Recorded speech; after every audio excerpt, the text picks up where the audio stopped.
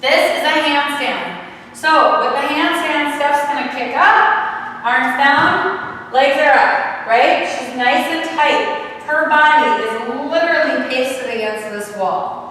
You do not want to be out from the wall, okay? Now, with the handstand hold, you know, you're going to be given a time progression how long you want to hold it. Just like our quads, they're in for power, so are our shoulders. So when you're doing a handstand hold, it's a lot more difficult on the shoulders. Now, go ahead and kick down.